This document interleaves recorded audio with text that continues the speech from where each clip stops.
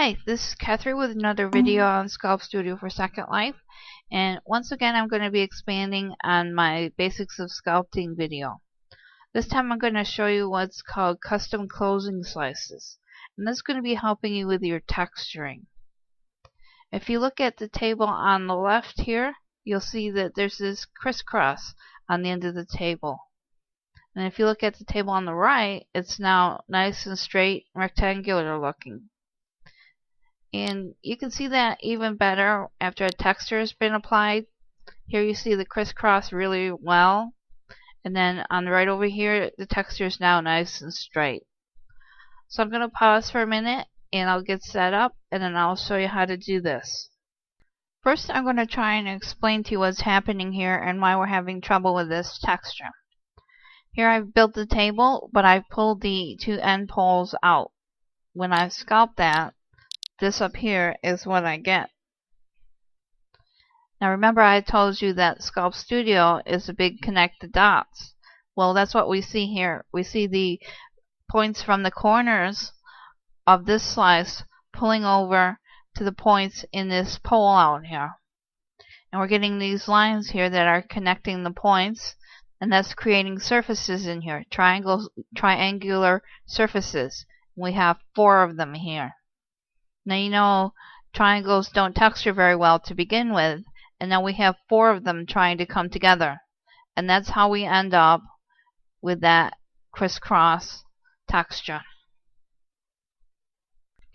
Okay, I've got my mat out, centered up on even coordinates. I've got my table centered on my mat, and I have 64 slices all loaded with 4 vert squares.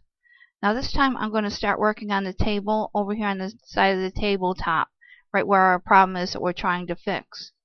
And that's just because it's easier for me to show you this technique that way. You really could have started this sculpt anywhere. You didn't have to start at the bottom of the table leg. You can start a sculpt any place that seems logical to you as long as it works out. The first thing we need to do now is recalculate our slices and where they're all going to go.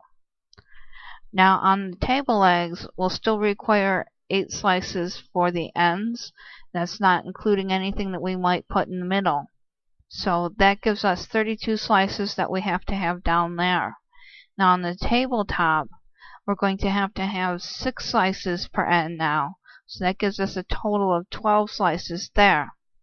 32 plus 12 gives us 44. We subtract 44 from 64, leaves us 20 slices to put around in the middle of our sections. So we take 20, divide it by 5, and that gives us 4 slices to go in the middle of each section. Next, I'm going to start placing slices. Now, you'll see that I already have slice 0 in place here. What I'm going to do is I'm going to take 6 slices. I'm going to place them all out here in a row in order so that we'll be able to get to them as we edit them. So what I'm going to do is click slice 0, copy, and then copy the position, rotation, and size. Then I'm going to edit it and pull it out here. Make sure that you get it on the grid. Then I'm going to go to the next slice and paste the position, rotation, and size. Then grab that slice, pull it out, make sure you get it on grid. Do the same thing with the next slice. And so on. I'll pause while I finish this. Okay, I've got 6 slices in place here. Now I'm going to start on the other side of the table. And remember, we're skipping 4 slices because we're putting 4 slices in the middle. So that means our next slice is slice 10. So I will take slice 10, paste it into place,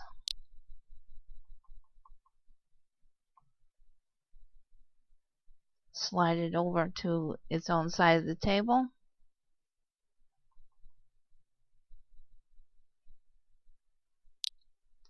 And then I'm going to take slice 10 and copy its position, rotation, and size. Then slide it out and go on from there.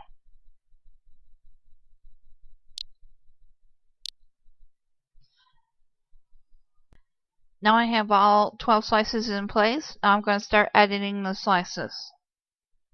Now first of all, slice 4 and slice 5, closest to the table here, are going to stay forward squares, and that's because they're going to be the holding the rectangular shape of the table. Then slice 3 and 2, I'm going to take the points from the upper corners and pull them down to the lower corners. Then on slice 1 and 0, I'm going to be pulling all the points into the center of the slices. So we'll start at slice 3, and I'll pull this up out of the stack here so we can see it better. Remember, when you move these, put them on grid. Now I'll edit this slice.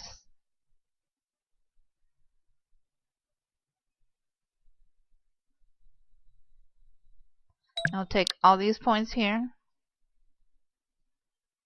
and all the points at this end, and I'm going to slide them all down to match the points on the lower corners. Then I'm going to close that slice. Remember, close saves your changes. And I'm going to copy that slice and paste it into slice 2, because remember, slice 2 and 3 are going to be the same because we're doubling slices. Then I'm also going to copy it into or paste it into slice 1 so that I can make more edits to that slice shape. I'll put this one back in place, and I'll pull up slice 1.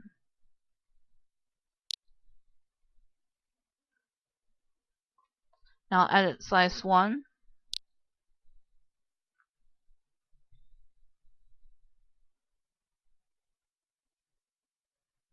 And I'm going to pull all the points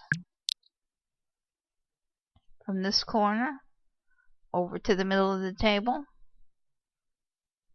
and all the ones from this corner over to the middle of the table, so they're all on top of each other, just like a pole. This is going to do the exact same thing that a regular pole does. So now I can close that slice.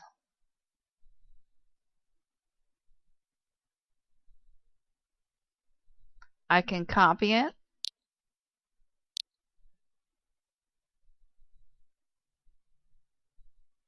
And then paste it to slice 0.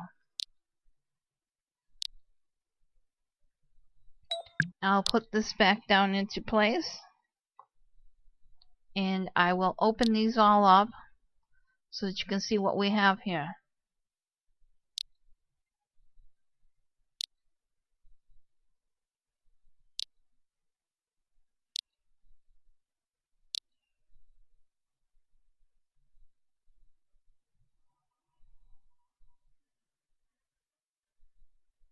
Now you'll see from slice 4 here, we have these points up here are going down and connecting to the points that are down here now.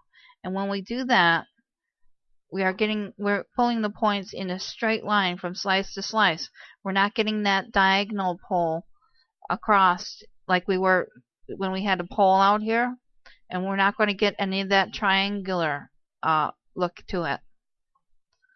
Then the same thing when we come out here and do the very ends here, and we're pulling the points from the outside corners into the center. We're pulling straight along the bottom of the table, and that way we won't see any of the diagonal there. So I'll cancel all these slices.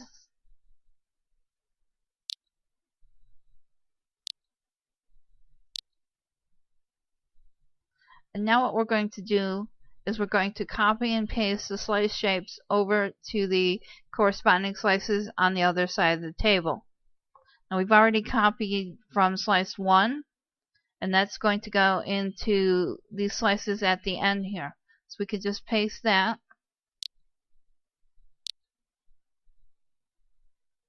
Right into those two slices. Then for the next two slices, we need to copy slice 3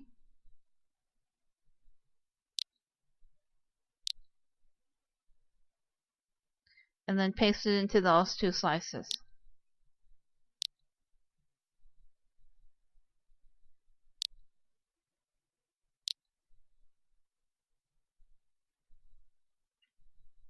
Now you put your point or your slices back into place, and you put your slices in the middle just like I've shown you in previous videos, and you finish up your legs, you sculpt, and you're done.